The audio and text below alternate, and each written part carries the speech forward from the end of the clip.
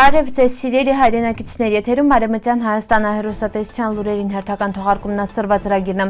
Արևմտյան Հայաստանը քրիստոնյա հայ համայնքը շարունակում է պայքարել ինքնության պահպանման հետի։ Արևմտյան Հայաստանը դերսիմա հայկական ամենամեծ եկեղեցին փլուզման եզրին է կաղնած։ Փախստականներին աջակցության քաղաքականությունը համեմատության ու քննարկման առարկա է։ Աշոտ Հարությունյան, Շուշվա պաշտպանության շուրջ քննարկումներ շարունակվում են։ Աշոտ Հարությունյան, Սասունահայերին ազգային տարազը պատմության կենթանի վկայություն, Արցախ ժողովրդի հիշողությունը, արժանապատվությունը, իրավունքները կարել չընտրնանը զբոսաշրջային ծառայություն, Վանալաջի նահանջող ճիրերը բացահայտում են հայկական պատմամշակութային ժառանգությունը։ 10 տարեկան դաշնակահար Տիգրան Ղազարյանը միջազգային մրցույթներում թեզա հաջողություն է գրանցել։ Արևմտյան Հայաստանում ներկայում բնակվում են շուրջ 40-ից 50 հազար քրիստոնյա հայ, որոնց ճնշող մեծամասնությունը ապրում է Պոլսում։ Չնայած համայնքը շարունակում է պահպանել իր ազգային մշակութային ու եկեղեցական կյանքը, շկոլների, եկեղեցիների ու հասարակական կառույցների միջոցով կաղնացալ լուրջ մարտահրավերների ռճի։ Սոր գործում են 17 հայկական շկոլ ու 42 եկեղեցի, բայց աշակերտների թիվը տարեց տարի նվազում է։ Ավելի շատ ծնողներ նախընտրում են խոխորձաղարկել օտարլեզու դպրոցներ, ինչը բացասաբար անդրադառնում այն լյուզվինը ազգային ինքնության պահպանման երան։ Մասնագետներն նշում են, որ համայնքին ապագան կախված է ոչ միայն գործող հաստատությունների պահպանությունից, այլև հայկական ընտանիքների թվի աճից, ազգային կրթության խրախուսումից ու ջահելսենդի ակտիվ ներգրավվածությունից։ Թեև համայնքին կյանքը հիմնականում պահպանվում է, նվիրյալ փոքրամասնության ջանքերով շարունակում է մնալ Արևմտյան Հայաստանը հայկական ժառանգության կարևոր կրողը։ Արևմտյան Հայաստանը դերսիմա նահանգի Հոզաթի գավառի Էրգան շենում գտնվող Սուրբ Հարություն հայկական եկեղեցին վերահայտնի է նաև որպես Էրգանիվան կաղնացա փլուզման լուրջ վտանգի ռճի։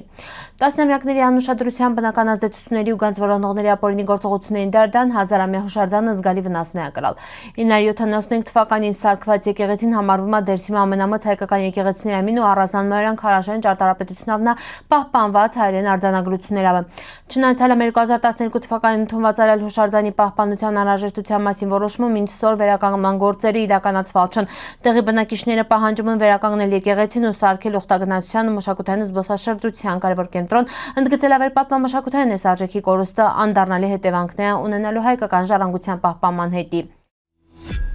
Փախստականների ու բռնի տեղահանվածների նկատմամբ պետական քաղաքականությունը շարունակում է մնալ հանրային քննարկումների կենտրոնում։ Վերլուծաբանները նշում են, որ տարբեր երկրներ այս հարցում որդեգրալ են տարբեր մոտեցումներ։ Ըստ հրապարակված գնահատականների Բաքուն երկանտային է պետական ծրագրերի շրջանակում ֆինանսական ու սոցիալական աջակցություն ցուցաբերել իրան տեղահանված բնակչությանը իրականացնելով նաև մեծ վերադարձ ծրագիրը։ Միաժամանակ նշում է, որ ծրագրի իրականացումը տարբեր գնահատականների ու քննադատությունների առարկա է տառա։ Մյուս հանգյունաներ Հայաստանում քննարկումներին ծավալվում Արցախաբռնի տեղահանվածների աջակցության ծրագրերի կրճատման շուրջ։ Հոդվածի հեղինակները մտահոգություններ են հայտնում, որ սոցիալական աջակցության սահմանափակումը կարելի ծնձրցնել տեղահանվածների սոցիալական վիճակը ու նպաստել արտագաղթի աճին։ Միջազգային իրավական փաստաթղթերը էթվում ՄԱԿ-ի փախստականների ու ներքին տեղահանված անձանց վերաբերյալ սկզբունքները ընդգծում են, որ պետությունները պարտավոր են ապահովին տեղահանվածների հիմնարար իրավունքները, բացառին խտրական վերաբերմունք ու ստեղծին արժանապատիվ կյանքի պայմաններ։ Փորձագետները հիշեցնում են նաև Գերմանիայի Կիպրոսի օրինակները, որտեղ տասնամյակներ շարունակ գործան տեղահանվածներին աջակցող երկարաժամկետ պետական ծրագրեր։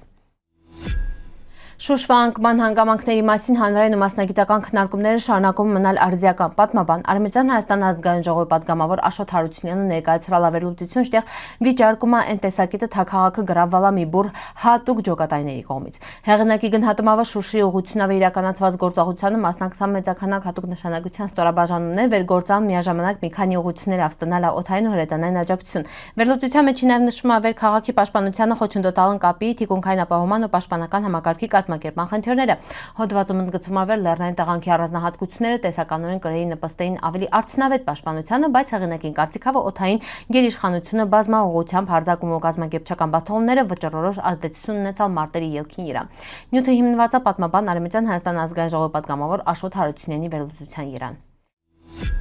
1980-ականների առաջին կեսին հայկական ԽՍՀՄ-ում հայտնի լուսանկարիչ Վիկտոր Ադյանը լուսանկարել է պատմական Սասունահայերին ազգային ավանդական տարածքներով։ Լուսանկարը հրապարակվել է Խորհրդային Հայաստան ամսագրի 1985 թվականի 12-րդ համարում ու դառել է հայկական մշակութային ժառանգության արժեքավոր վավերագիրը։ Լուսանկարի ինտիախանգյունը պատկերված տղան Անդրանիկ Մանուկյանն է, վերհետագայում դառել է սարկավագ ու հայկական հոգևոր ժողովրդական երգերի ճանաչված կատարող։ Ինքը հալամ 1975 թվականի մանկության տարիներին մասնակցել է նաև Գորանի կինոյի նկարահանումներին։ Այս լուսանկարը ոչ միայն ներկայացնում է Սասունահայերի ազգային տարածքը, այլև հիշեցնում է Արևմտյան Հայաստանը հարուստ մշակութային ժառանգության ու պահպանող սերունդների մասին։ Անթույլատրել է ամարտկային ողբերգությունը վերածել զբոսաշրջային երթուղու։ Marriott Bonvoy Activities հարթակի միջոցով օկուպացված Շուշի ու Ստեփանակերտ կազմակերպող զբոսաշրջային այցելությունները խորը մտահոգություն ու արդարացի վրդովմունք են առաջացնում։ Այն պայմաններում վեր ավելի քան 120,000 արցախահայեր բռնի տեղան հանվալն իրանց հայրենիքան այդ ողբերգության հետևանքներից առևտրային շահ ստանալը բարոյապես անընդունելի է։ Սրանք պարզապես զբոսաշրջային ծրագրեր չեն։ Դրանք վտանգավոր նախադեպ են ստեղծում բռնի տեղահանության ու էթնիկ զտման հետևանքները ներկայացնելը որպես սովորական իրականություն ու զբոսաշրջային ուղղություն։